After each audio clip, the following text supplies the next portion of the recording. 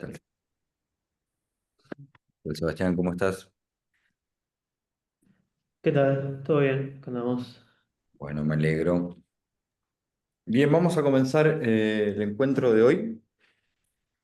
Dado que tuvimos un inconveniente de grabación, de registro la semana pasada, yo me voy a comunicar con los organizadores para pasarles un texto donde más o menos se reconstruye el argumento de la semana anterior y una clase que yo di en otro contexto que toco temas bastante similares. No obstante, lo que les propongo es partir el encuentro del día de hoy en dos zonas. La primera voy a tratar de recuperar algunas cuestiones que vimos en el encuentro pasado para ir delimitando mejor el problema que me interesa que pensemos. Y en la segunda parte, a partir de una cita de un autor que se llama Koesters, que es un filósofo holandés, que escribió un libro brillante, se llama Filosofía de la Locura, tiene casi 1000 páginas, donde el autor se propone hacer una historia de la filosofía desde el punto de vista de la psicosis. Es un autor que pasó por experiencias de brotes psicóticos y se propone hacer una lectura psicótica de la filosofía y una lectura filosófica de la psicosis.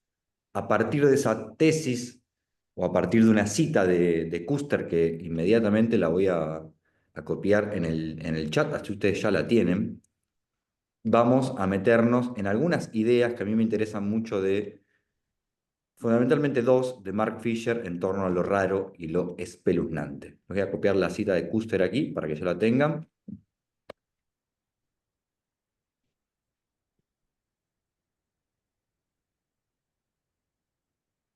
Bien, lo primero que quiero comentarles es nuestro punto de partida. ¿Nuestro punto de partida cuál fue? Una crisis de la salud mental, ¿no? El punto de partida de nuestras reuniones era afirmar que atravesamos, al menos desde la pandemia, una crisis anímica colectiva y que esto pone en el centro el problema del síntoma y del padecimiento subjetivo, o el problema del malestar. Y la primera modulación es pensar esto que llamamos malestares y salud mental no como un problema psicológico o neurológico de los individuos, sino como una serie de problemas políticos y categorías filosóficas. Cuando hablamos, al menos en este marco del seminario y del curso, de temas, problemas, afectos como la depresión, me interesa que escuchemos ahí menos un problema psicológico individual, o no solo un problema psicológico individual, y más bien una categoría filosófica y un problema político. Y decíamos allí que la crisis de la salud mental, en la medida en que mete en el centro y pone en el centro de la conversación pública el problema del síntoma, del padecimiento, la primera modulación es considerar que eso que llamamos malestares es una experiencia tan íntima como compartida, tan personal como sistémica o estructural, y por lo tanto atravesado por desigualdades, trayectoria de vida y estructuras de opresión. Y asimismo consideramos que si existe algo así como una crisis de la salud mental, que explota o se encarna en una serie de manifestaciones psicopatológicas, ansiedades, bruxismos, etcétera, creo que podríamos decir que hay algo así como una respuesta hegemónica o una respuesta que elabora el capital o el capitalismo ante esa crisis. Y es una respuesta que me interesa que pensemos que es una respuesta tanto dada por los estados capitalistas como por el mercado propiamente dicho. Uno podría decir que la respuesta a la crisis de la salud mental de los estados capitalistas consiste, entre varias cuestiones, en considerar que las personas que atraviesan padecimiento subjetivo son o bien víctimas de estructuras de opresión, y cuando alguien dice víctimas está diciendo que son personas sin capacidad de agencia transformadora, o bien beneficiarias de diferentes tipos de asistencias. Entonces uno podría decir que la matriz con la cual el Estado trabaja la crisis de la salud mental es algo así como una inclusión sin transformación social. ¿Qué quiero decir con esto? Esto es algo que trabaja muy bien Ignacio Lukács. La inclusión sin transformación social vendría a decirnos lo siguiente, que dada la crisis anímica colectiva, hay una serie de personas dañadas, una serie de poblaciones vulnerables, una serie de cuerpos heridos, y que esos cuerpos requieren ser reincluidos en el orden social. La gramática de la inclusión sin transformación, decía Ignacio Lukács, consiste en identificar personas excluidas o segregadas o expulsados de cierto espacio social y buscar reincluirlas sin transformar el sistema de la inclusión o el espacio que previamente las expulsó. Vamos a decirlo así. Se excluyen personas por sus capacidades físicas y mentales, lo que llamamos capacitismo, y se las intenta reincluir a partir de ciertos programas de inclusión en discapacidad, pero no se transforman las estructuras de desigualdad, de opresión, de segregación que producen el capacitismo y la discapacidad como una economía política que divide cuerpos más o menos válidos y más o menos inválidos. Entonces, una inclusión sin transformación es una inclusión que se queda corta, podríamos decir. Una inclusión que no transforma el espacio que previamente excluye a las personas que segrega. Se ve, ¿no? El mecanismo que señala Lukács, de un inclusivismo vacío, decía Lukács. Y la estrategia del mercado es más o menos conocida o un poco más tradicional, que es eso que llamamos privatización o mercantilización, ¿no? Fíjense que hablamos de privatización de la salud pública, por ejemplo, y también hablamos, como su reverso, de la privatización de ciertos padecimientos subjetivos. No es casual, podríamos decir, que ante un capitalismo voraz, un brutalismo de la mercancía, como dice Fisher, como dice Bifo, perdón, que arrasa con nuestras vidas y que nos enloquece el cotidiano, que se privatice también la salud pública, como una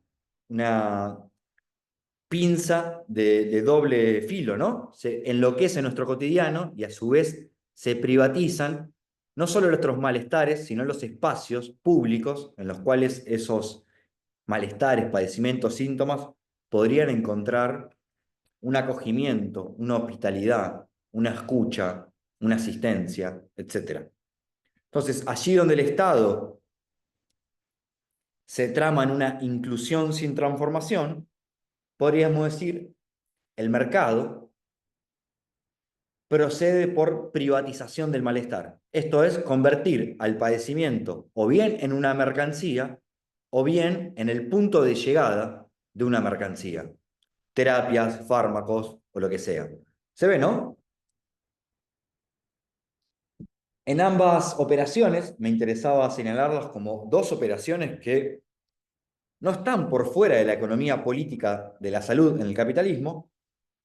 Creo que tenemos dos mecanismos, que es lo que antes mencionaba como individualizar el dolor y responsabilizar a las personas y a sus círculos más cercanos, familiares, amistades, etcétera, de hacerse cargo de gestionarse los recursos para sentirse mejor.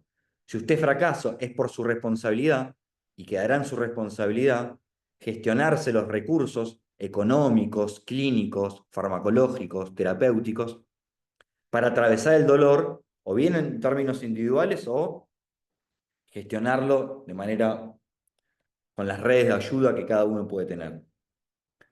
¿Cuál es el problema de la responsabilización de las personas respecto a su sufrimiento?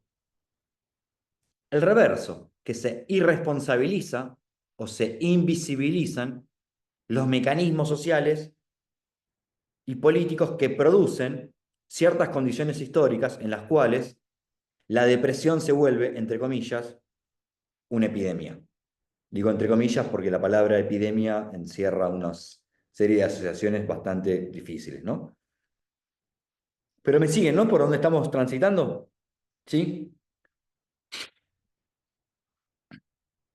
Hasta aquí tenemos una delimitación respecto a lo que tradicionalmente se llama los determinantes sociales de la salud y la salud mental, y que algunos autores, en la línea de Michel Foucault, llaman la economía política de la salud, ¿no? Así como Marx llamaba la economía política del capital cuando escribe los 30.000 tomos de ese libro infernal que es justamente El Capital. A todo esto, una escucha clínica sabe muy bien que es preciso incorporar las trayectorias singulares de vida de cada quien. Podríamos decir que nuestros malestares son desiguales, puesto que la depresión tiene color, tiene género, tiene clase, pero que también son singulares o diferenciales en la medida en que tienen las marcas biográficas de una vida. Y ahí es el cada caso que le interesa tanto al psicoanálisis. Mi impresión entonces es, si ese punto de partida tiene algún tipo de sentido, crisis de la salud mental, las respuestas hegemónicas de la economía política de la mercancía, tanto del Estado como del capital, o del mercado, mejor dicho, esta intención de poner en el centro la salud mental y el malestar, decíamos en encuentros pasados, fue tramitado, al menos en los últimos años, bajo la pregunta de qué significa o cómo politizar el malestar y la salud mental. Yo creo que aquí podemos hacer dos fechados caprichosos, coyunturales, muy argentinos, pero que tienen algún tipo de sentido. El primero es el año 2015 y el segundo es el año 2023. Como hilo coyuntural para fechar, para documentar esta sigla, esta consigna, este problema que llamamos politizar la salud mental, como respuesta contrahegemónica a la respuesta que da la economía política de la salud. ¿Por qué digo año 2015? A los que vienen de Argentina les sonará mejor, a los que estamos en Argentina nos sonará mejor, a los que vienen de otros países quizás lo conozcan, pero haya que producir una serie de modulaciones y desplazamientos para cada territorio. Año 2015, la revolución neoliberal de la alegría, el macrismo. El macrismo gana las elecciones nacionales proponiendo que cierto programa neoliberal representa la revolución neoliberal de la alegría y que la felicidad es igual a convertirnos a todos nosotros en empresas, en empresarios de nosotros mismos.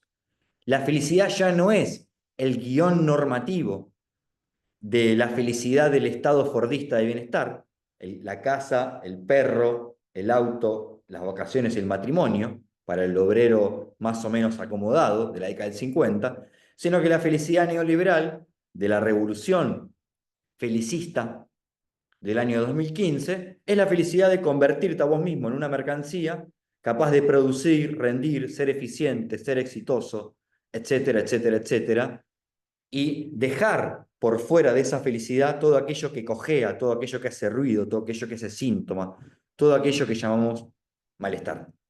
Revolución neoliberal de la alegría, año 2015. ¿Se acuerdan, no? O sea, lo tienen la imagen de Mauricio Macri bailando en la balcón de la Casa Rosada, ¿cómo olvidarlo? Ante la revolución neoliberal de la alegría, ante la positividad neoliberal, ante el felicismo como subjetivación empresarial, o bien sos empresario, o bien sos consumidor, o bien sos usuario, pero en última instancia sos una mercancía parlante, como decía Marx, se responde a esa positividad neoliberal durante los años posteriores al año 2015 con la negatividad del malestar.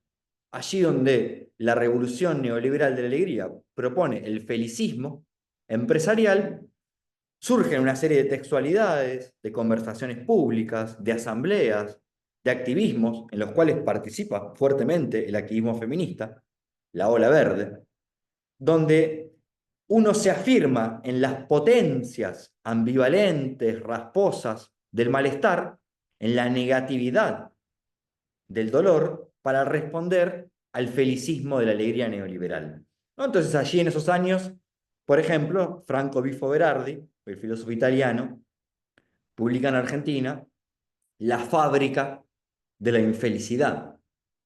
Sara Ahmed publica en el año 2019 en Argentina su libro Contra la promesa de la felicidad y la alegría. Y así una serie de textualidades. Se publica, por ejemplo, Realismo capitalista de Mark Fisher, Hijo de la noche de Santiago López Petit, los libros de Suel Rolnik, de Diego Stulbar, toda bibliografía que si les interesa se las puedo compartir por mail, donde lo que ustedes van a encontrar es una lectura del ensayismo político del año, desde el 2015 hasta al menos la pandemia, 2020, es la afirmación o la resistencia ante la revolución neoliberal de la alegría a partir de las premisas sensibles del malestar.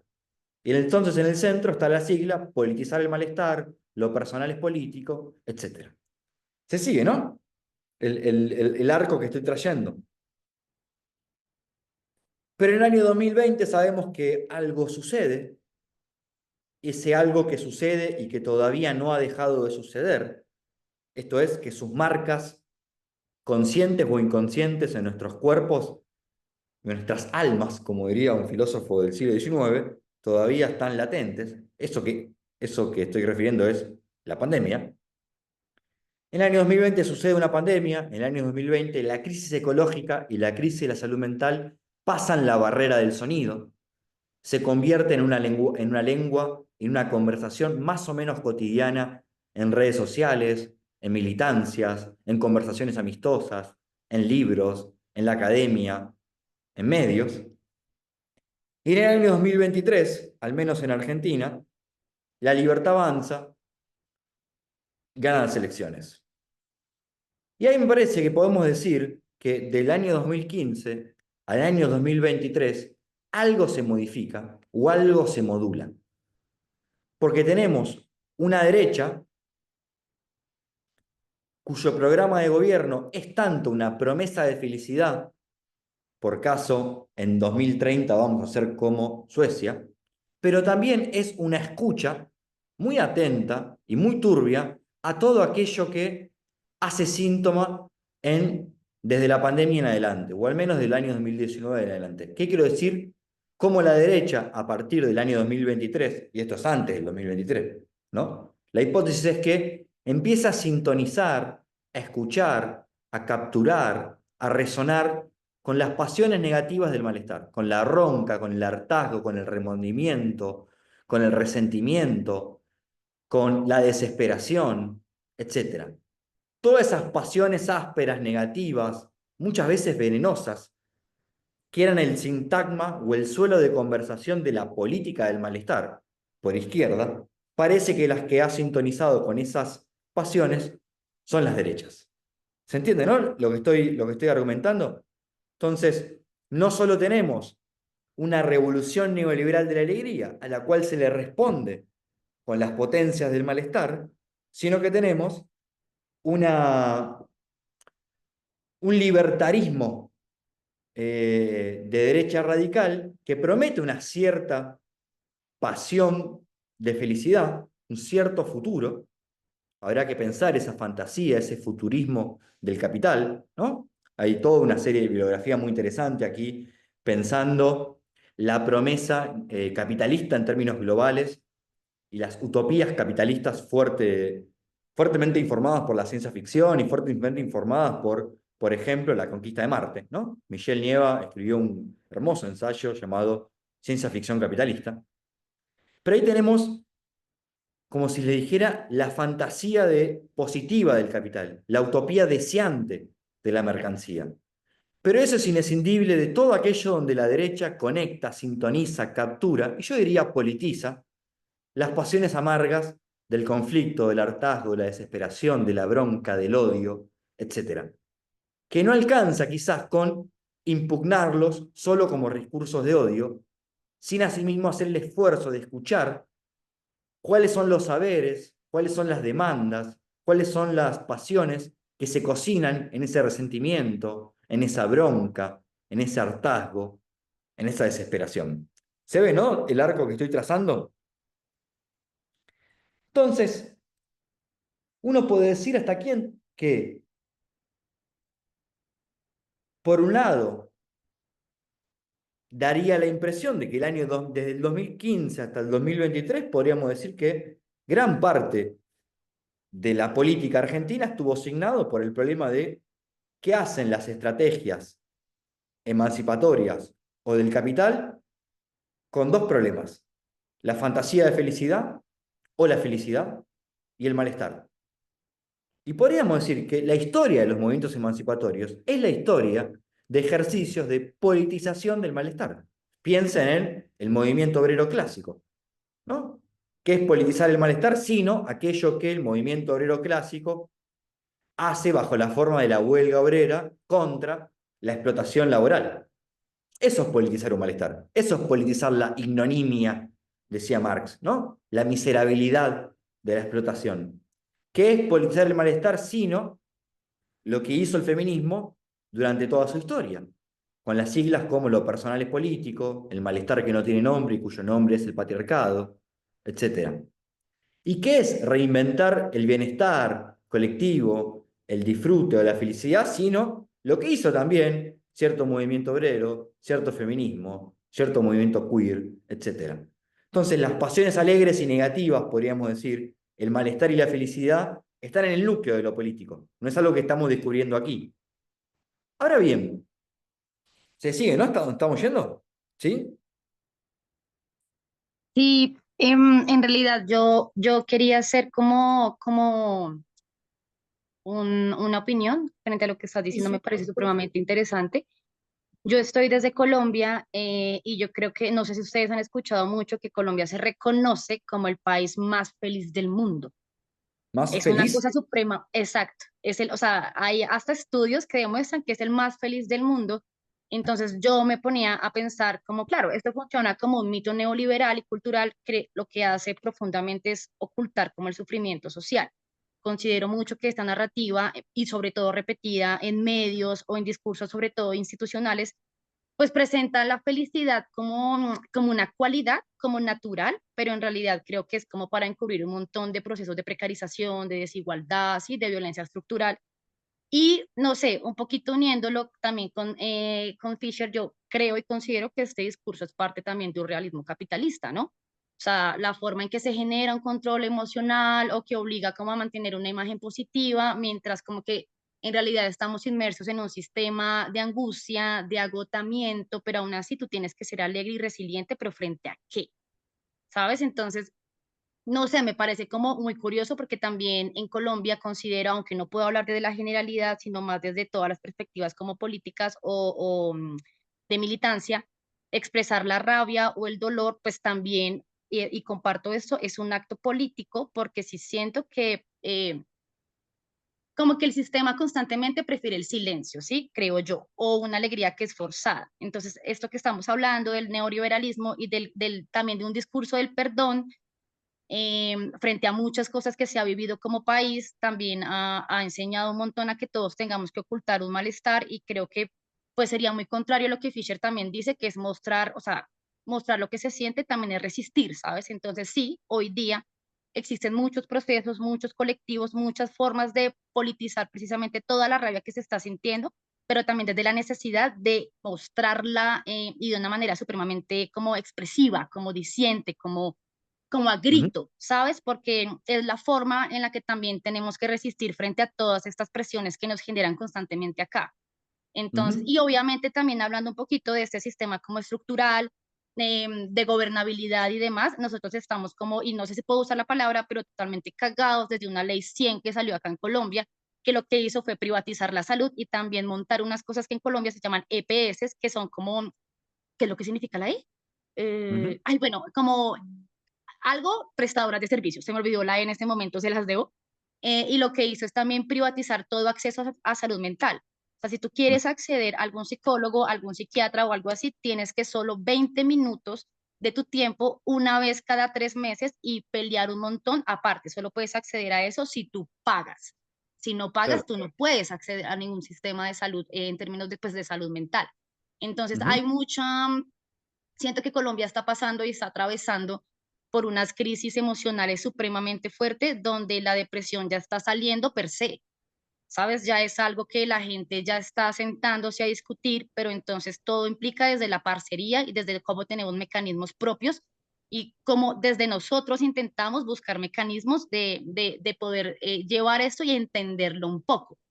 Sí, digamos, Ujú. yo soy una persona que tiene esquizofrenia, yo fui diagnosticada como hace unos 10 años con depresión y ansiedad, pero pasé por muchos tipos de, ¿cómo se llama? Como de diagnósticos para poder em, entender un poquito más lo que era y aún así, pues este diagnóstico, pues que, o sea, que me enfrentaba con un diagnóstico que, o sea, eso no me hacía entenderme, no me hacía como sentir en un momento cómoda conmigo misma, no, bueno, un montón de cosas que sí.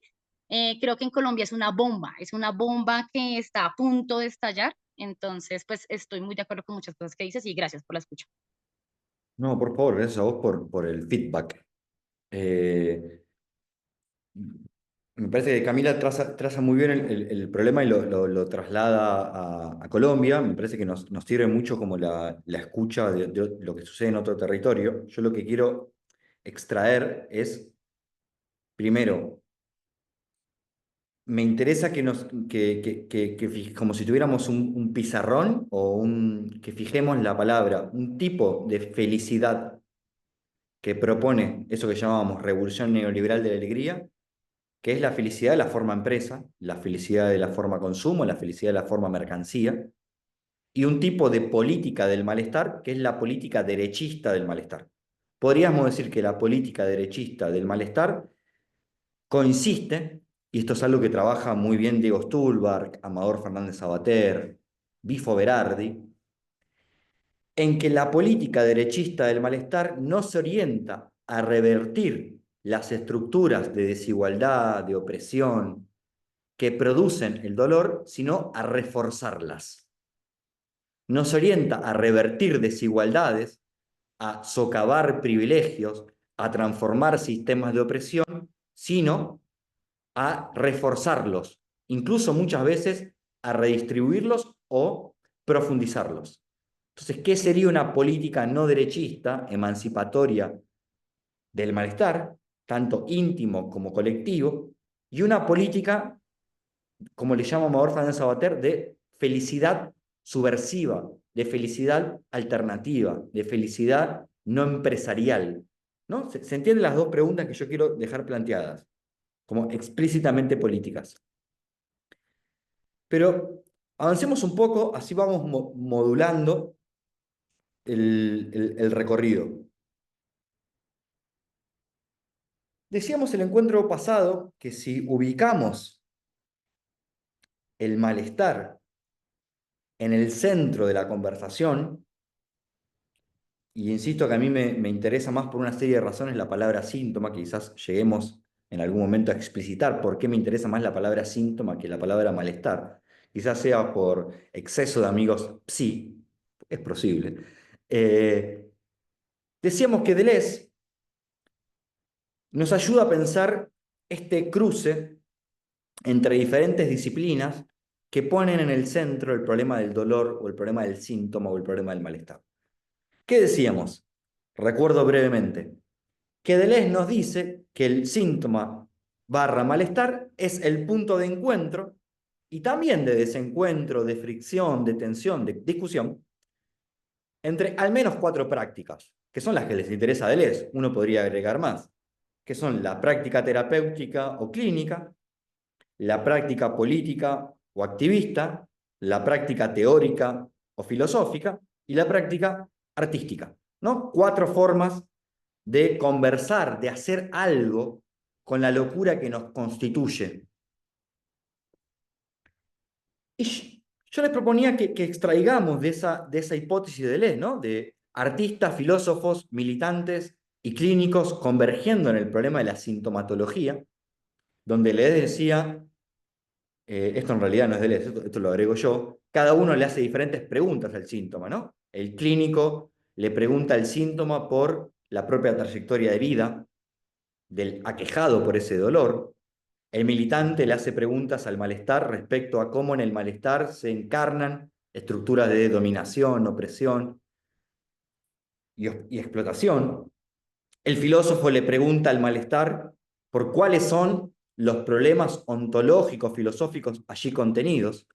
Mencionaba al principio este libro de un autor que se llama Kuster, que nos dice muy bien, ¿no? Kusters, lo anoto y búsquenlo, porque es realmente brillante. Yo estoy enamorado de Kuster, la verdad. Estoy por fundar la Kuster Football Club, que va a ser una agrupación de 2 personas, voy a ser yo y Kuster. Búsquenlo como Filosofía de la Locura. Kuster, les decía, escribió un libro de 1000 páginas donde tiene una hipótesis, para mí increíble, pero yo porque soy un nerd, donde él nos dice que el filósofo escucha en el síntoma cómo están allí condensados, coagulados, las grandes preguntas del pensamiento. Y vamos a decirlo así, la ansiedad es una experiencia del tiempo, es una experiencia del espacio, es una experiencia de la finitud, del límite, etc. Y así podríamos cambiar de síntoma y ver cómo se modulan allí las grandes preguntas ontológicas, metafísicas, existenciales de la historia de la filosofía. No es lo mismo que preguntarle al síntoma cómo están encarnados allí las estructuras de opresión. Esa es más la pregunta que yo le llamaba del militante. ¿No? Se ve, ¿no? Y lo mismo que el clínico, si mi analista me pregunta, ¿y usted qué cree? ¿Cómo se elabora allí el problema filosófico del tiempo trascendental? Y yo probablemente deje mi análisis. ¿Se entiende, no? A dónde estoy yendo. Y decíamos que el artista, o los artistas, quizás intenten pensar en el síntoma, la mutación de imaginarios, percepciones, sensibilidades, etcétera, como el magma donde brotan nuevas formas sensibles y perceptivas. ¿A mí qué me interesa de esto?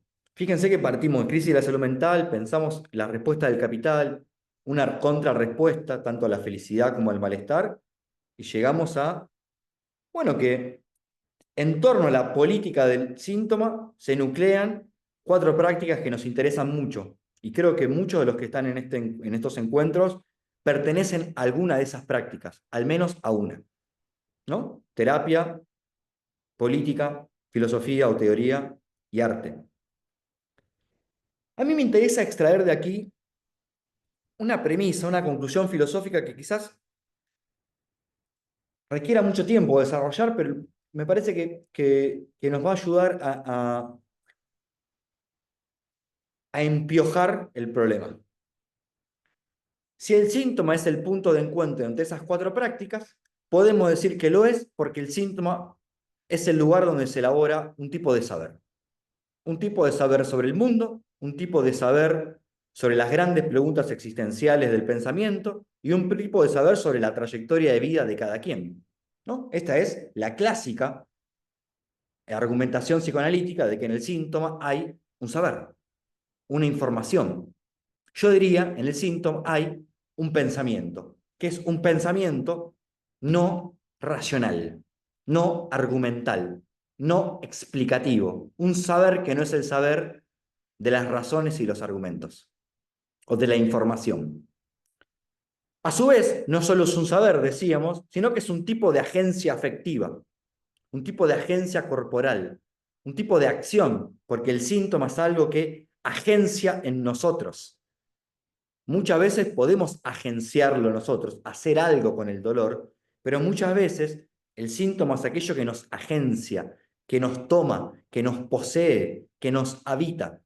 Un tipo de agencia emocional, afectiva, sensible, psíquica, que es una agencia, decíamos, no voluntaria, porque yo no decido cuándo el síntoma habita en mí, cuando el síntoma se desplaza, se repite, se condensa, se sustituye, etc. Un tipo de agencia afectiva que podríamos llamar una agencia no voluntaria, una agencia no intencional y por lo tanto una agencia no consciente o inconsciente. Entonces, si el síntoma es un saber no racional y una agencia no voluntaria, y lo humano ha sido históricamente definido por la razón, por la intención, por la voluntad, por los argumentos, por el pensamiento inteligible, podríamos decir que el síntoma es una experiencia más parecida a lo no humano, a lo más que humano o a lo inhumano que habita en nosotros. Por eso uno podría decir, incluso, las metáforas freudianas en torno al síntoma y sus casos son metáforas de lo no humano. Piensen en los casos grandes freudianos, ¿no? Piensen en el niño, el nombre de las ratas, de los lobos, etc. ¿Estamos hasta acá? ¿Se ve, no? Por dónde quiero ir que avancemos.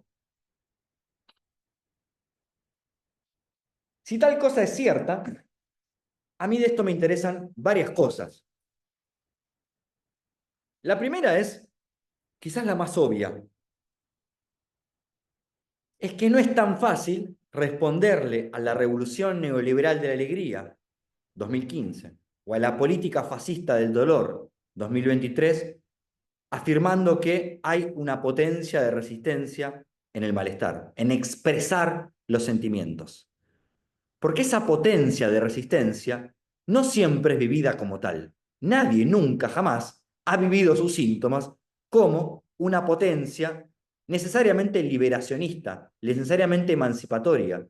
Muchas veces el síntoma es lo que nos socava, lo que nos entorpece, lo que nos daña, lo que hace dañar a otros, los que empioja situaciones, los que rompe grupos, los que nos aísla, lo que nos desmoraliza, etc. No es solo un territorio de potencia cuya expresión es garantía de libertad y emancipación. Muchas veces la expresión del dolor puede dar derivas reaccionarias, conservadoras, dañinas, oscuras, pegajosas, venenosas, pantanosas. ¿Se ve, no? A lo que quiero ir.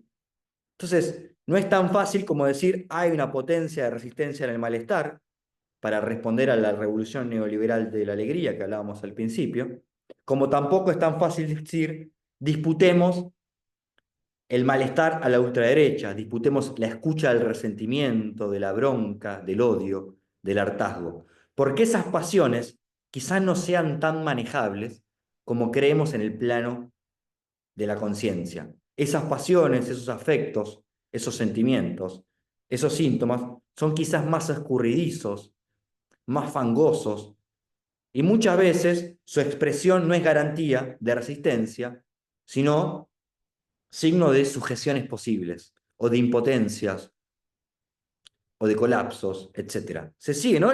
Cómo estoy intentando que embarremos el doblez, ¿no? En la primera escena quedaba todo muy plano.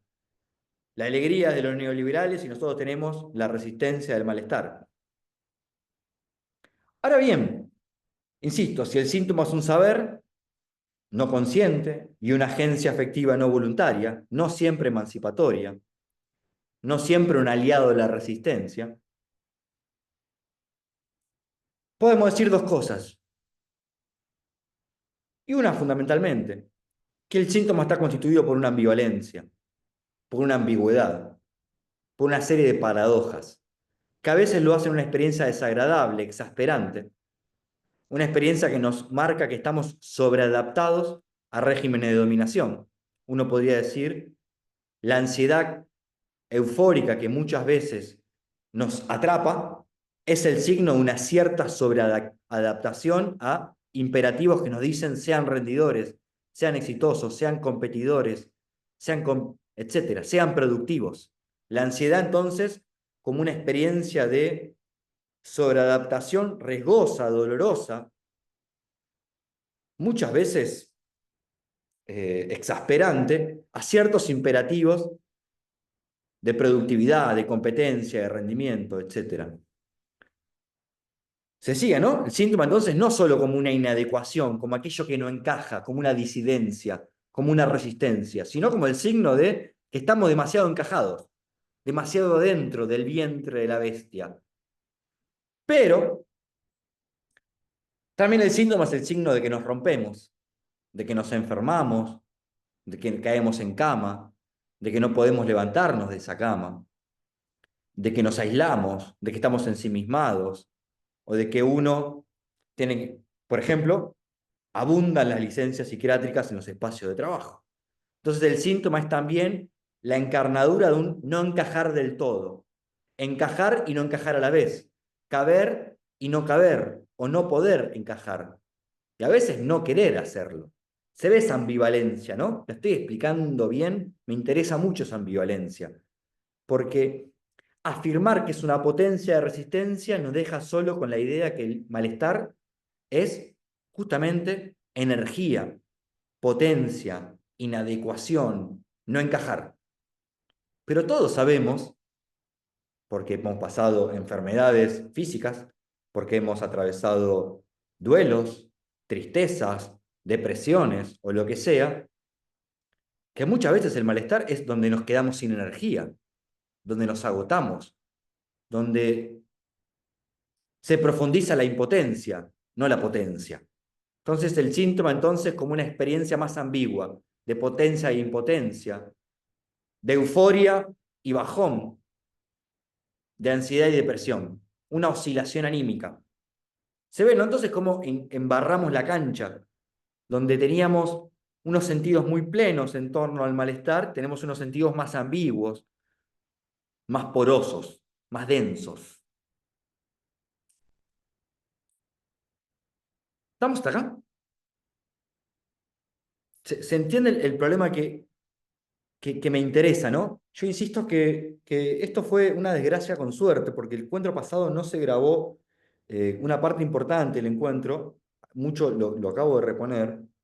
Yo les voy a compartir no solo una serie de textos, sino alguna charla o video previamente mío donde trato de mostrar con más detenimiento el problema de la política del malestar, porque no alcanzarían los 4 encuentros, y creo que la escucha les va a ayudar, porque lo que estoy tratando de que produzcamos es enrarecer esa experiencia que llamamos malestar. Vamos a decirlo así. Cuando decimos politizar el malestar, ¿qué estamos queriendo politizar? Una experiencia afectiva, sintomática, doliente, muchas veces desesperante o desagradable. Esas experiencias no son tan maleables, no son tan fáciles de orientar por derecha o por izquierda, de atribuir lenguajes emancipatorios o reaccionarios, de decidir qué hacer con eso, expresar tu dolor. No, no, son experiencias más, yo estoy insistiendo en llamarlo venenosas, ambiguas, opacas, sería la palabra, opacas, extrañas. ¿Se entiende, no? ¿Dónde estamos yendo? ¿Sí?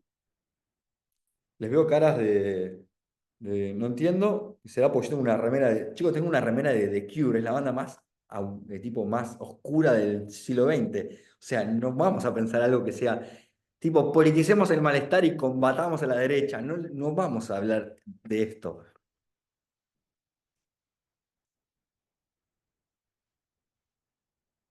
Entonces tenemos, sí, hay una agencia afectiva en el malestar y nos interesa hacer política desde allí.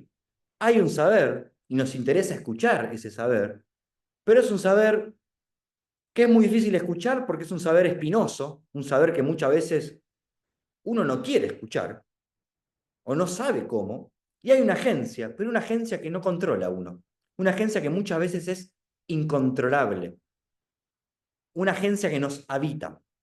El síntoma más parecido a una posesión demoníaca que a un argumento o una idea que uno quiere tener o no tener. Yo puedo cambiar de ideas. Con mucho esfuerzo me leo toda la biblioteca de la economía austríaca y capaz que me vuelvo libertario, no lo sé. Pero uno no puede necesariamente decidir cuándo está poseído por unas fuerzas extrañas, espeluznantes, raras, que son las experiencias que Freud llamó inconsciente y que yo vengo llamando, para resumir, síntoma. ¿Estamos acá? Ahora bien, la pregunta es, por eso la orientación del curso es empezar por la política del malestar, enrarecer el problema del malestar, volverlo inhumano, volverlo más que humano, volverlo raro, o sea, desconocido para nosotros mismos, porque sabemos que hacemos política, pensamos y amamos con lo que desconocemos de nosotros mismos. O sea, porque si no, no existiría el psicoanálisis, si tal cosa no sería cierta. Y a mí me interesa mucho en este curso y mucho insistir en lo que queda de la clase de hoy, en la pregunta que se abrió el encuentro pasado, que es no solo ni principalmente cómo politizamos el síntoma, o cómo le hacemos preguntas políticas para volverlo colectivo, para orientarlo a transformar estructuras de dominación, etcétera, sino cómo investigamos lo que nos pasa. ¿Cómo podemos pensar lo que llamamos investigación sobre el síntoma, investigación sobre los estados de ánimo? ¿Cuál es el método de investigación que más nos sirve o más realista es o más materialista es para investigar el malestar? Entonces, en el seminario ustedes tienen, si agarran el programa, dos orientaciones bien claras que yo encuentro para ir a investigar el malestar. No solo a politizarlo, sino a meternos en ese saber, a meternos en esa zona pantanosa. ¿Cómo investigamos? Uno podría decir, el psicoanálisis es una experiencia de investigación del síntoma. El arte también. Me interesa la filosofía como una experiencia de investigación del malestar. Decía que ustedes tienen en el programa dos tendencias o dos orientaciones. Una que llamamos autoteoría, y otra que llamamos teoría ficción o filosofía ficción. Estamos acá, ¿no? Se entiende por qué nos metemos en los problemas teóricos, ¿no? O sea, en la forma teórica. Porque la forma política, habrá que pensarla también, ¿no? La forma política fue por donde empecé el encuentro, ¿no? Empecé por la revolución neoliberal de la alegría, por la política del malestar. Ante la pregunta, ¿cómo se politiza un malestar? Le dije, bueno, la forma política es la que hicieron los movimientos históricos. El movimiento obrero se dio su forma política, la forma huelga, el feminismo se dio su forma política, la asamblea feminista, y así. ¿Qué forma teórica, qué metodología anímica tenemos a disposición para investigar el malestar y cuáles son sus límites y alcances? ¿Cuáles son sus problemas? ¿Qué nos habilitan y qué nos bloquean? ¿Qué nos inhiben? ¿Se entiende, no? El desplazamiento entonces a la forma teórica.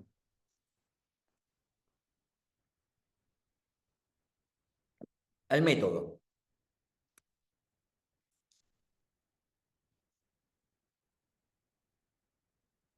Y no es caprichoso que empecemos con la autoteoría, con lo que llamamos autoteoría.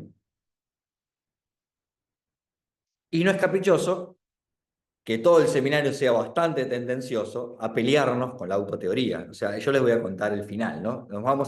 A mí me interesa que nos peleemos con la autoteoría. ¿Por qué? Porque es la forma hegemónica de narración, investigación metodológica del malestar.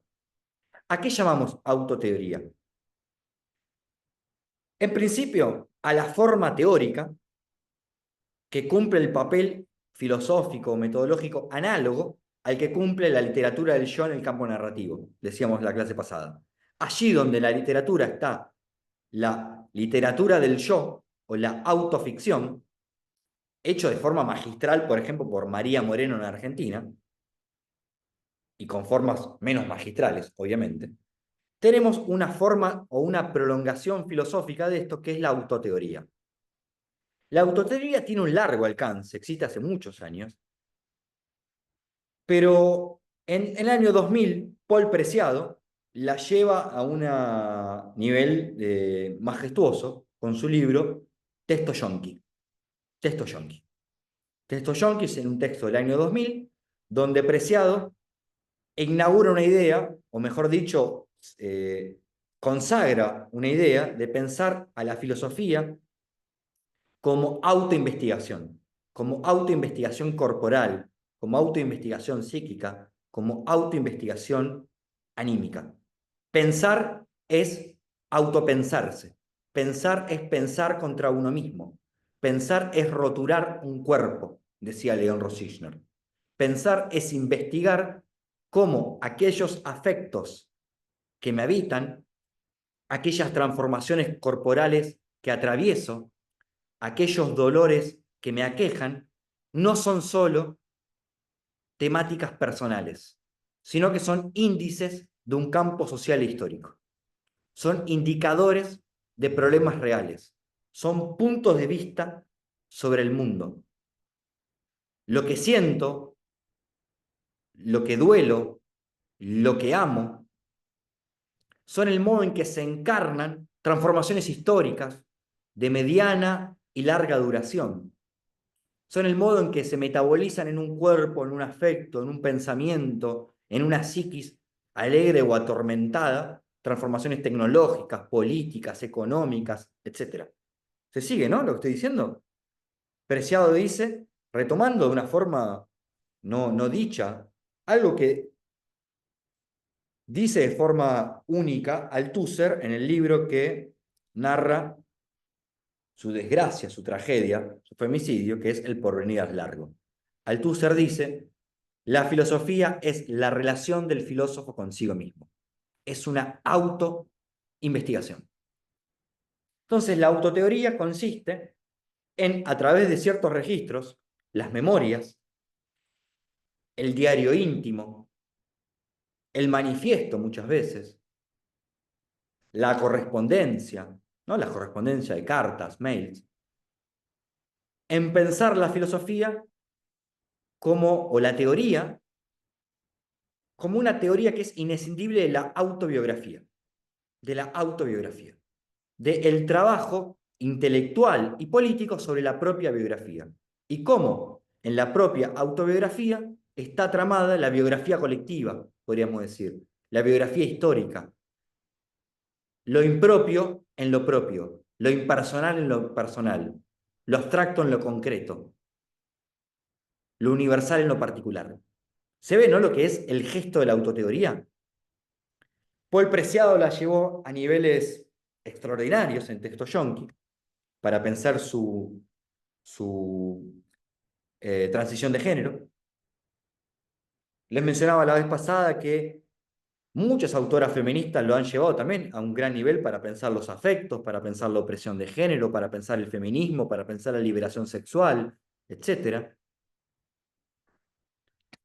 Y actualmente, en el campo específico de la salud mental, tenemos tres zonas, tres campos, tres disciplinas, por decirlo de una forma, que son los estudios locos, la teoría CRIP, o la teoría de la discapacidad, y la neurodivergencia.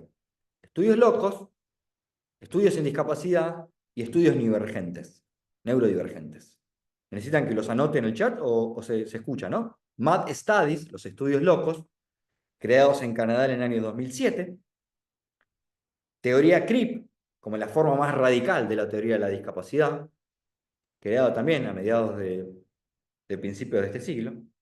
Y la neurodivergencia, que empieza hacia finales, mediados de los 90, y empieza a radicalizarse en el año 2000, 2001, con las primeras comunidades autistas en Internet, y que ya es parte de una conversación sobre tres formas autoteóricas de pensar críticamente la salud mental. Los estudios locos, ¿qué van a pensar? La experiencia de la locura. Personas que han atravesado experiencias de lo que llamamos locura, psicosis, esquizofrenia, padecimientos psíquicos graves. La teoría CRIP, pensando en la discapacidad, y la teoría neurodivergente, o los estudios neurodivergentes, pensando el autismo, o el espectro autista, o la neurodiversidad.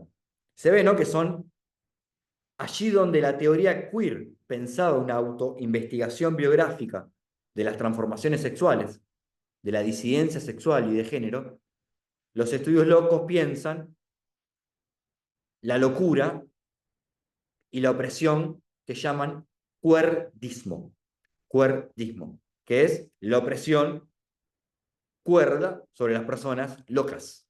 ¿Se ve, no, lo que estoy diciendo? Me siguen, ¿no? La teoría de discapacidad, ¿qué va a pensar? No, como la teoría queer, la experiencia de la transformación sexual y de género y su invención de placeres, sino que va a pensar la experiencia encarnada de la discapacidad y cómo eso tiene conflictos, opresiones y estrategias de resistencia contra ¿qué? El capacitismo. Y la neurodiversidad, ¿qué va a pensar? la experiencia justamente de la neurodivergencia contra la neurotipia o la neuronormatividad. ¿Se ve lo que estoy diciendo? Tenemos que la autoteoría es un tipo de trabajo teórico sobre el malestar, que es inescindible de la autobiografía y que en los procedimientos está siempre el mismo proceso, que es partir de una experiencia, la transformación, la disidencia sexual en la teoría queer, partir de una experiencia, la locura en los estudios locos, partir de una experiencia, la discapacidad en la teoría queer, CRIP, la neurodiversidad en los estudios neurodivergentes, se parte de esa experiencia singular, íntima, de autistas, de lesbianas, de discas o de loques, y se hace tratar de que esa experiencia particular, situada, concreta, devenga concepto, devenga universal concreto, devenga algo que puede ser compartido.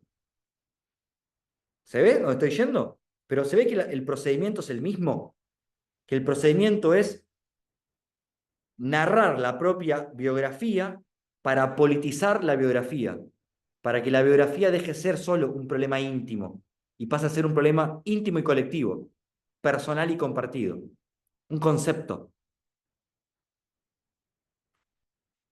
Y en todos entonces está partir de la propia experiencia. Voy a terminar de decir esto y vamos a hacer un parate para ver si se entiende lo que es la autoteoría. Se parte de la propia experiencia, insisto, de género, de feminidad, de disidencia sexual, loca, neurodivergente, disca, para que eso devenga concepto. Y devenir concepto es identificar, entre otras cosas, las estructuras de opresión que atraviesan esa experiencia. El patriarcado, la heteronorma, la cis heteronorma para los estudios trans, la neuronormatividad para los autistas, el cuerdismo para los estudios locos, el capacitismo para los estudios en discapacidad. Se parte de una experiencia para que esa experiencia pueda narrar sus trayectorias vitales y encontrar en la biografía personal los signos, las marcas, los síntomas, las huellas de estructuras de dominación, de opresión, de explotación, de segregación. Y las estructuras cambian según el campo de investigación de cada quien. Y el esfuerzo va a ser el investigador que se centra por caso en la discapacidad, pensar cómo su experiencia disca está no solo marcada por el capacitismo, sino cómo está marcada por una intersección de formas o sistemas de explotación. Cómo en mi experiencia disca se juega el patriarcado, se juega la heteronorma, se juega la clase, se juega el género, se juega, etc. ¿Se ve, no? A lo que estoy diciendo. Experiencia vivida, estructuras de opresión e intersección entre sistemas. Intersección es la palabra. Cómo se cruzan.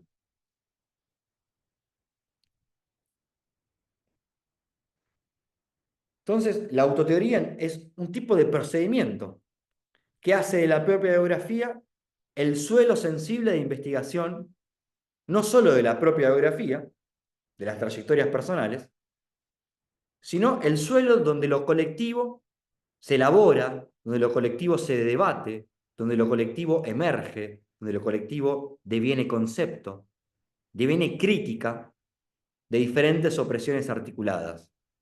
Y por lo tanto, donde lo personal, una vez hecho concepto, va a buscar otros, va a trazar alianzas, va a buscar convergencias con experiencias parecidas, con opresiones similares, con cruces biográficos y carnales. Entonces, la autoteoría como un tipo de procedimiento donde el yo es fundamental, el yo teórico. Allí donde la literatura del yo se encarga de ¿qué? Ficcionalizar la experiencia de una persona. La autoteoría que se hace no ficcionaliza la experiencia de una persona, conceptualiza la experiencia de una persona. Y conceptualizar es hacer que lo particular, lo singular, lo que me pasó a mí, a nada más a mí, pueda devenir universal, pueda ser compartido, pueda ser índice de algo que me excede. Lo propio pueda devenir impropio, porque el concepto es la experiencia de lo universal situado, de lo general concreto. ¿Se entiende, no? ¿Lo estoy diciendo? La literatura del yo ficcionaliza, la autoteoría conceptualiza, pero en todas, la biografía es crucial y la biografía es narrada por el personaje principal de esta novela, que es el yo, y sus afectos, el yo y sus memorias, el yo y sus correspondencias, el yo y sus amores, sus venganzas y sus odios. Cuando yo les digo esto, quizás empiecen a sospechar que el problema de autoteoría lo vamos a encontrar en que es demasiado dependiente del yo, de la capacidad que tiene el yo de narrarse a sí mismo, de contarse a sí mismo, de pensarse, de ser autoconsciente. Pero el yo es opaco, pero el yo no es necesariamente un territorio transparente para la persona que quiere hacer autoteoría crítica. Ahí es donde vamos a tratar de llegar al problema que me interesa con la teoría ficción. El problema lo vamos a encontrar en que si el síntoma es esa experiencia que decíamos, rara, extraña, bichosa, incontrolable, la pregunta es, ¿un yo puede narrar, teorizar, investigar esas experiencias sin encontrar un límite en su conciencia? ¿Se entiende, no, el problema? Quiero que hagamos un parate aquí a ver si se entendió el recorrido largo que hicimos, porque partimos de la crisis de la salud mental y llegamos a la autoteoría. Y me interesa mucho porque hemos dejado servidísimo para que el último encuentro sea ya la autoteoría la dejemos al final. Me interesa que nos detengamos entonces en la autoteoría para marcar los problemas que tiene, o lo que ustedes están escuchando, entendiendo, resonando con esto que llamamos autoteoría. Y ya el último encuentro, ¿qué otra alternativa tenemos a la autoteoría? A un yo que se narra a sí mismo, creyendo que es consciente de lo que le pasa, que es amo en su propia casa.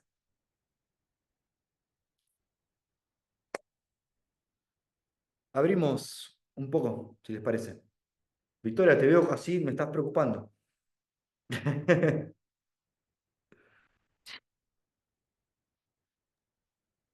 Sí, estaba no un poco preocupada, pero sí no podía parar de pensar en una situación de guardia que derivó, porque bueno, el martes pasado yo me perdí la reunión debido a que estaba de guardia y creo que viene muy bien este caso a colación y si me permiten, se los comparto porque me parece que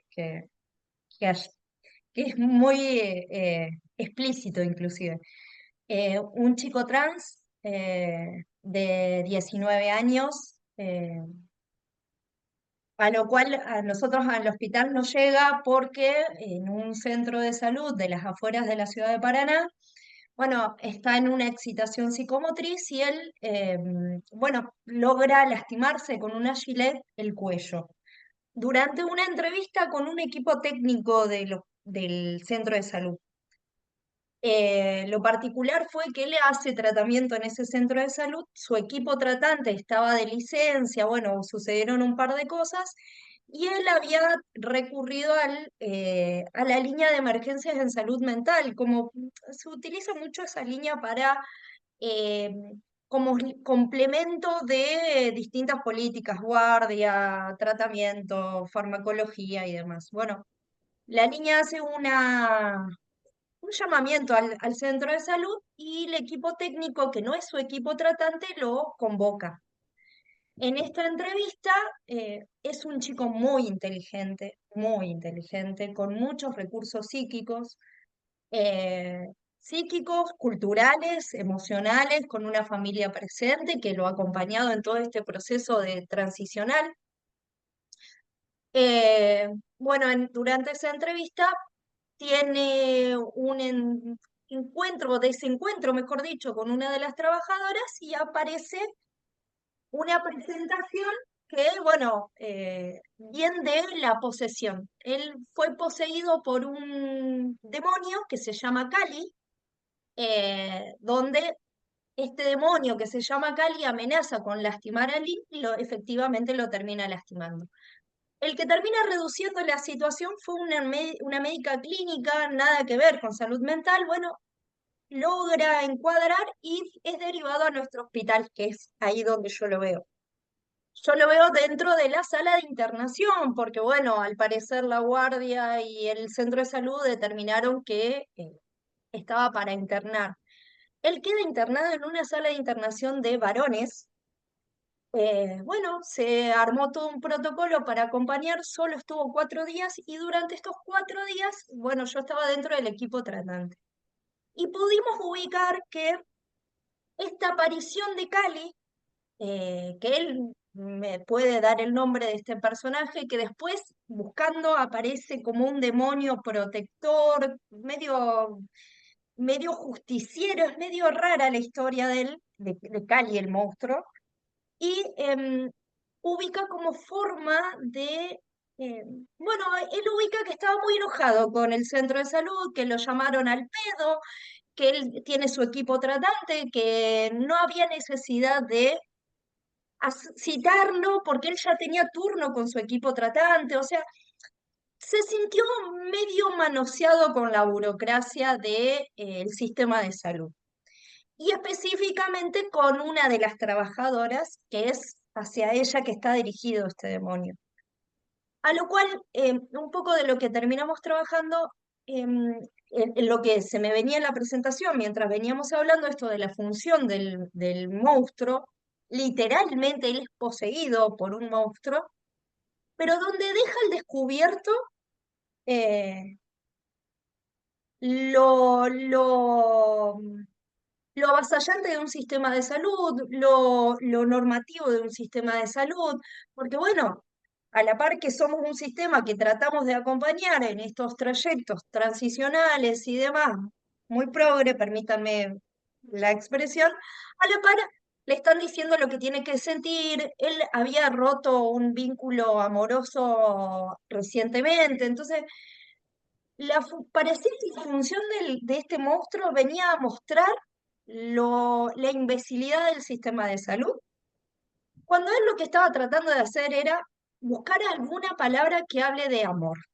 Y bueno, entonces esto venías hablando de cuando las teorías de la autoteoría, ¿no? Terminan siendo demasiado desde el yo, se le devuelven a las personas desde el yo muchas veces cómo tienen que vivir, morir y amar, y terminan siendo muy, no posibilitando el lugar para hablar con las personas, digamos, normalizadoras. Entonces, bueno, no podía dejar de pensar en esto.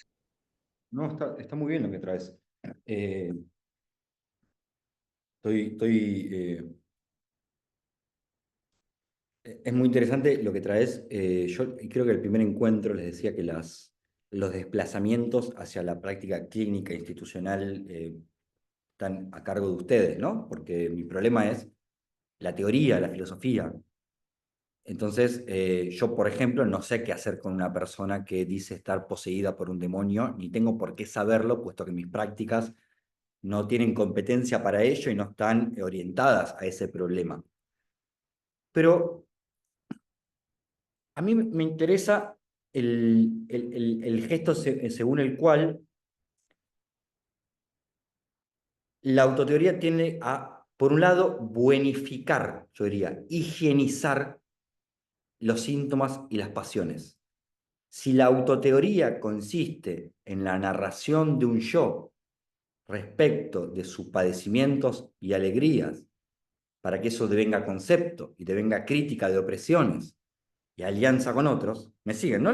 La escalera argumental, cómo procede, Es un procedimiento, como todo procedimiento. Como uno tiene que descongelar una milanesa, hay un procedimiento. Bueno, la teoría tiene sus procedimientos. Lo que sucede es que, primero, uno parte de una premisa, que es la premisa de que uno es transparente para sí mismo y que puede, a partir de un ejercicio intelectual, sea literario, sea artístico o teórico, narrar las marcas de una vida, las huellas sintomáticas de una vida, las huellas de pasiones tristes o alegres de una vida. Eso supone que una vida es un yo que puede narrar y volver consciente voluntariamente aquello por lo que ha atravesado. Eso es un procedimiento primero de selección del material, porque una biografía excede a lo que puede ser narrado, se selecciona material, ¿no? Se selecciona esto y no aquello. Y supone que el yo puede ser, primero, el punto de partida y del de llegada de la teoría, ¿no? Se parte del yo para volver a otros yoes. Por eso el problema de la autoteoría es la competencia entre sufrientes, a ver quién sufre más, quién tiene más opresiones. Y el problema de la autoteoría es, el desafío de la autoteoría es pasar del yo al nosotros, ¿no? Del yo autobiográfico al nosotros contra una opresión y al nosotros aliados contra esa opresión. El yo al nosotros. Ese gesto me parece crucial. Del yo al nosotros. Pero del mismo modo de que el yo no es autotransparente, o sea que la autoconciencia tiene límites, porque somos opacos, porque el procedimiento de selección de material es una ficción, es un artificio. El nosotros como punto de llegada no es tampoco un territorio pacífico, un territorio de articulación solamente. Es también el territorio donde hay conflicto, donde hay pus de los afectos, donde eso que se vuelve nosotros es también una zona donde el malestar empieza a circular y el malestar rompe, el malestar empioja, el malestar trae conflicto, el malestar daña y dañamos. ¿Se entiende, no? Por un lado, el yo se autopercibe transparente y en el proceso de narración se buenifica, se pacifica, se higieniza y el punto de llegada es el nosotros. Un nosotros que muchas veces está higienizado, buenificado, pacificado de conflicto. Entonces, hay autoteorías que narran la propia miserabilidad del yo. Entonces, es una autoteoría más materialista, una teoría del malpensar, diríamos, una teoría que se atreve a no higienizarse y que al llegar al nosotros asume el conflicto, asume la aspereza, la rivalidad, el bardo, podríamos decir, el fango. Pero tanto el yo como el nosotros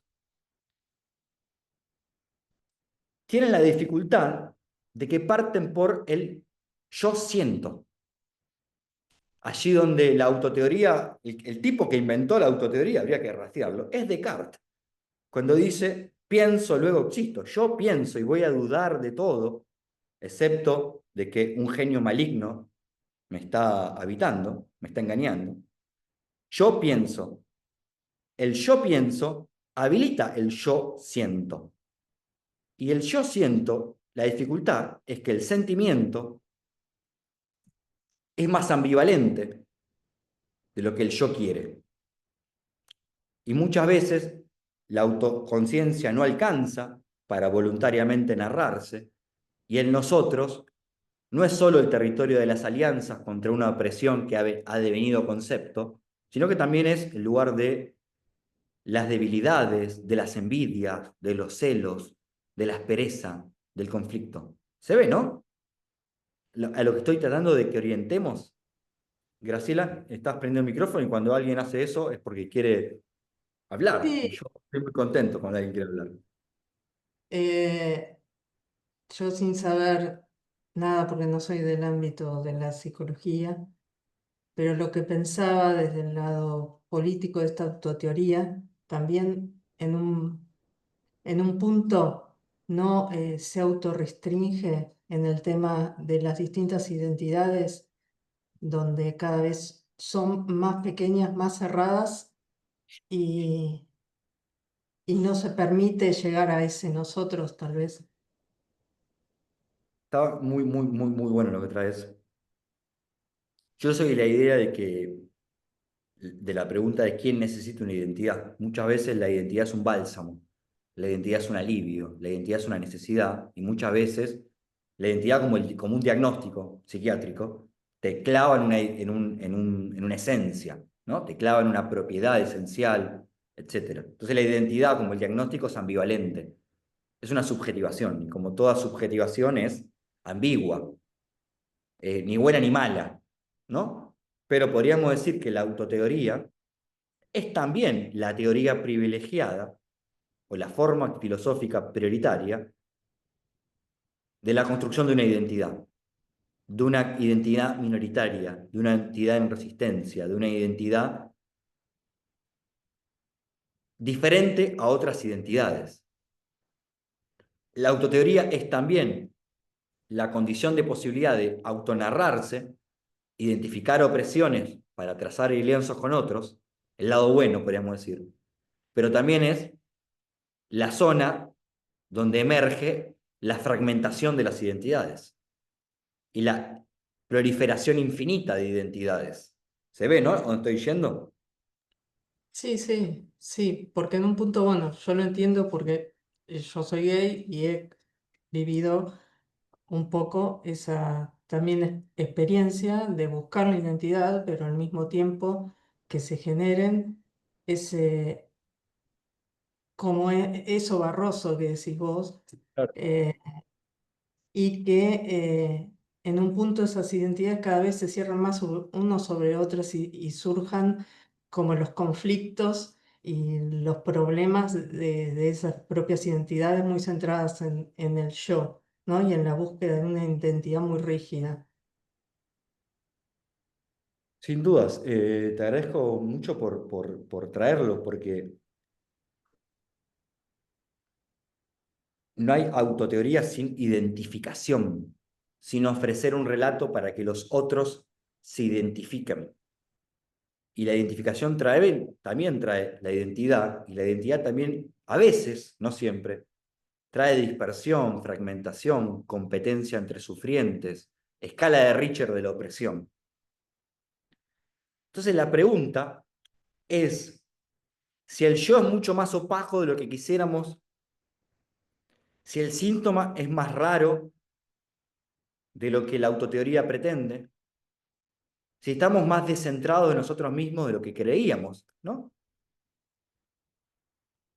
Y de que el lenguaje de los afectos, el lenguaje de los sentimientos, el lenguaje de las emociones, muchas veces las purifican, las higienizan, las buenifican, como decía anteriormente, las pacifican. La pregunta es si la autoteoría es la forma adecuada y más interesante que tenemos para hacer una investigación materialista sobre lo que sintomatizamos, sobre nuestros afectos, sobre nuestros malestares, sobre nuestros daños. ¿Se entiende, no? La orientación. Si la autoteoría tiene todos estos problemas, tiene todos una serie de virtudes enormes. Unas virtudes enormes que no hace falta que yo las... Falta ir a leer apreciado para decir que es magistral.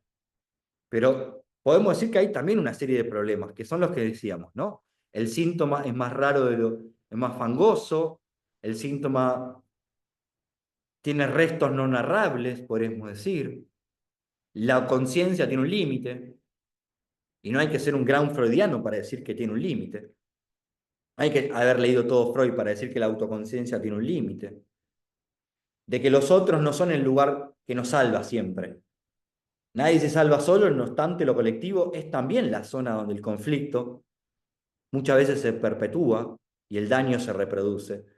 Entonces la pregunta es, ¿la autoteoría no está gastada, agotada como lenguaje prioritario para narrar el malestar, para investigar el síntoma?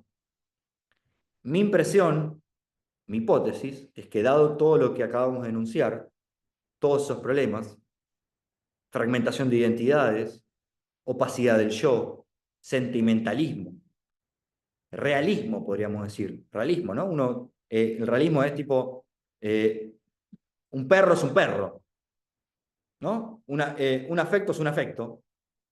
Entonces, todos estos problemas, buenificación, me dan que pensar a mí, a preguntarme, a invitarnos a preguntarnos si la autoteoría, como la literatura del yo, no están agotadas por exceso. O sea, por exceso de proliferación de autoteoría, por exceso de proliferación de teoría del yo, por exceso de proliferación de higienismo emocional o cultura terapéutica, podríamos decir, ¿no? Que sería eso, la forma correcta de decirlo.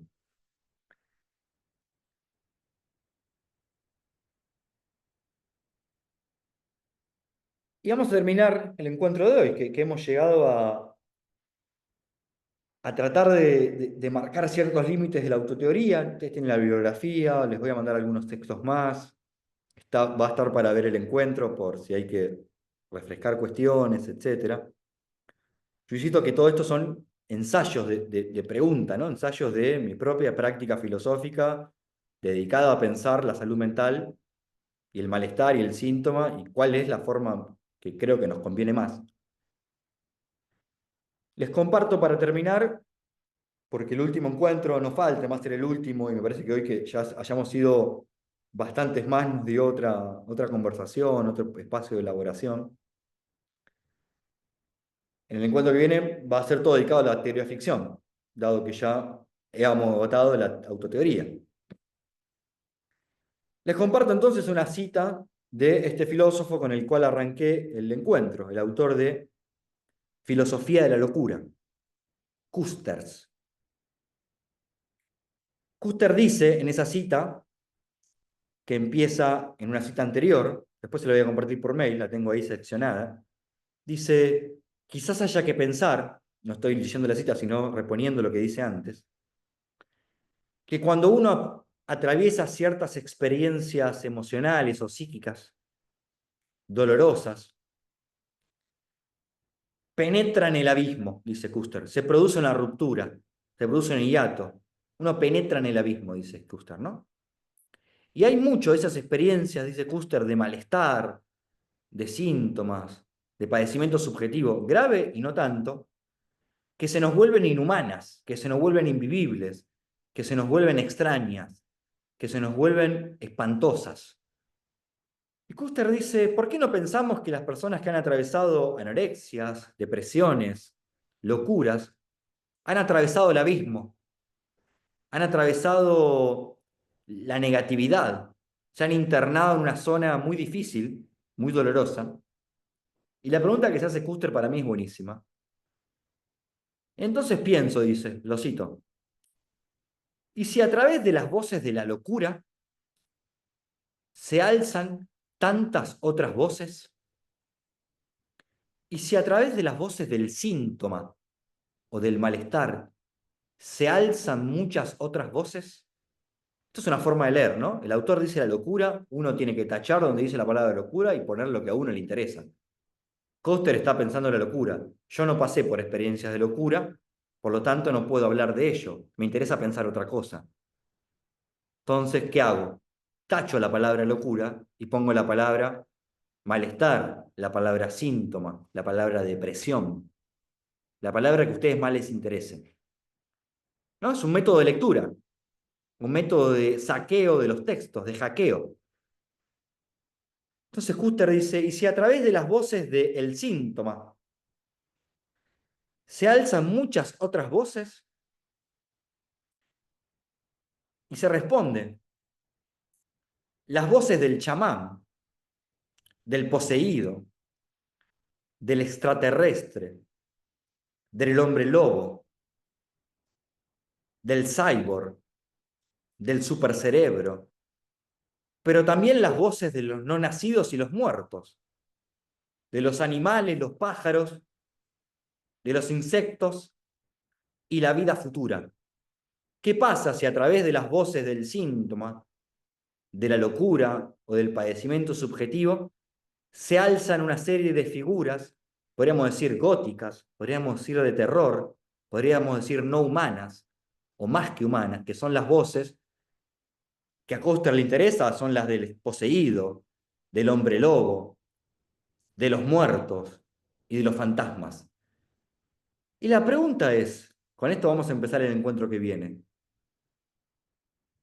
¿Acaso Freud, cuando escribe El hombre de los lobos, cuando escribe El hombre de las ratas, cuando piensa un caso muy hermoso que a mí me gusta mucho de Freud, que se llama Una neurosis demoníaca en el siglo XVIII, cuando Freud piensa el caso Dora, cuando Freud piensa a Juanito y su fobia obsesiva a los caballos, no estaba leyendo que en el síntoma se estaban tramitando las voces de los animales, las voces de los espectros.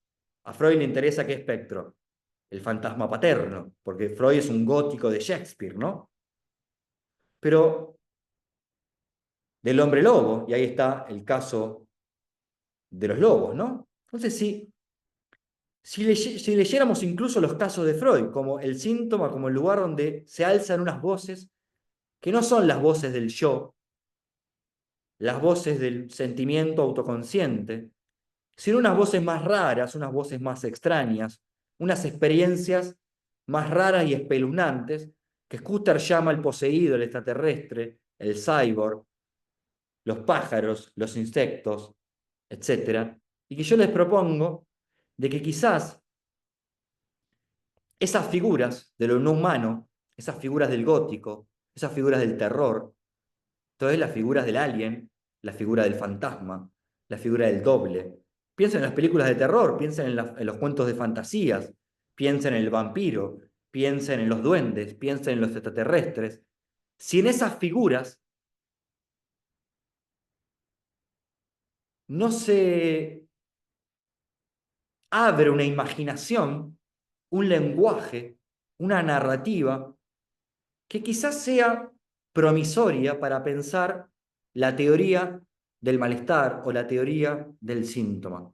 Una teoría que quizás vaya a buscar en la ficción, en el terror, en la fantasía, en los mitos populares, una metáfora del síntoma, o bien una metáfora sobre cómo funciona un síntoma, como un alien, como un vampiro que nos chupa la sangre, que nos posee y no decidimos cuándo nos posee, que nos hace hacer daño a otros y no decidimos cuándo le hacemos daño a otros.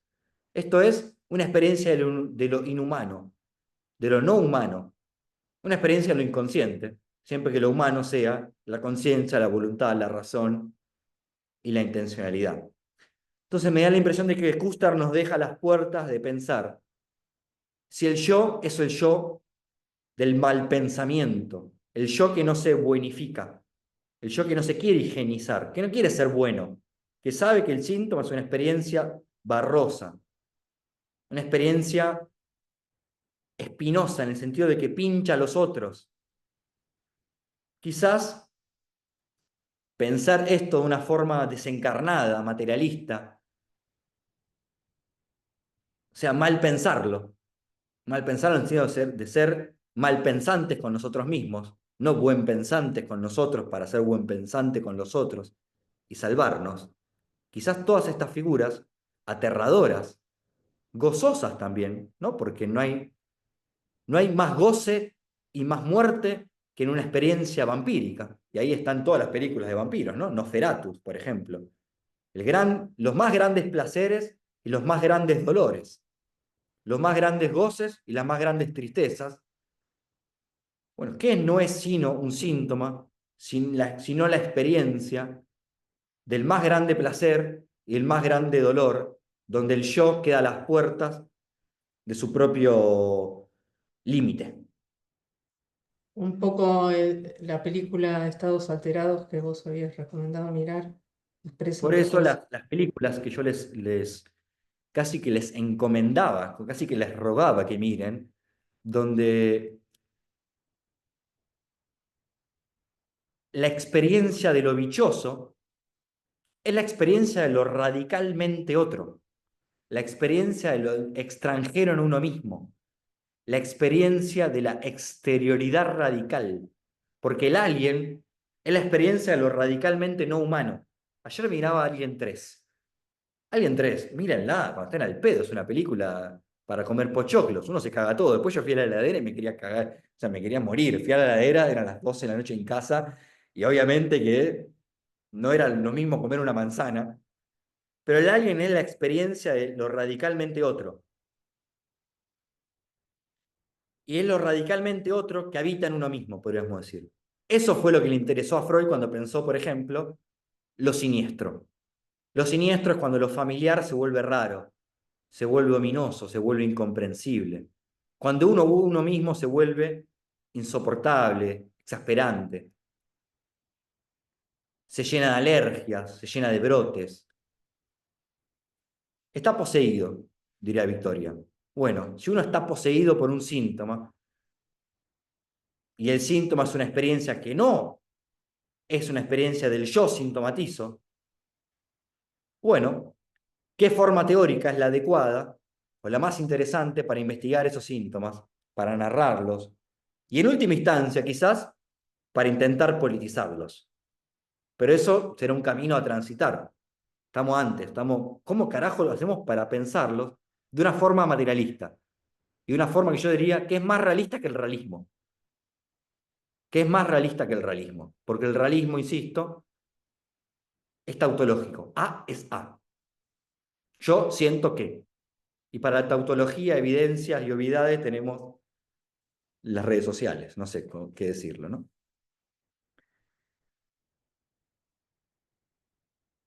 ¿Preguntas?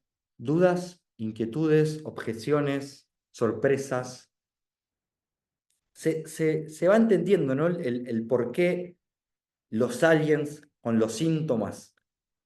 O sea, ¿por qué hicimos todo este recorrido que implicaba, quizás ustedes quisieran que lleguemos a los aliens al primer encuentro, pero a mí me interesa que yo soy un convencido de que lo que uno puede transmitir en un curso, más cuando es breve, es una forma de leer ciertos problemas, de entrarle a preguntas, de entrarle a textos, a climas de época.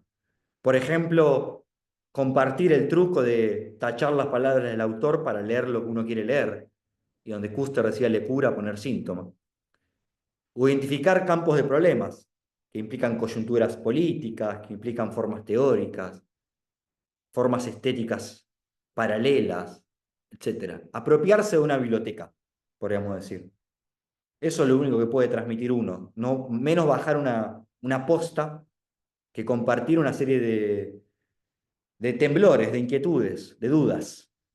Yo tengo la sospecha, entonces, y finalizamos con esto, de que la filosofía ficción o de la filosofía en solidaridad con ciertas ficciones no realistas, no miméticas, o sea, que no quieren calcar la realidad, y no edípicas, esto es, que no quieren narrar el drama familiar de un yo, su papá, su mamá y sus hermanitos, sino posedípicas, no miméticas, y yo diría góticas o de terror, nos pueden llegar a ayudar a pensar sin autocomplacencia el malestar y sus teorías y sus políticas y sus clínicas y sus artes, como le gustaría a Deleuze.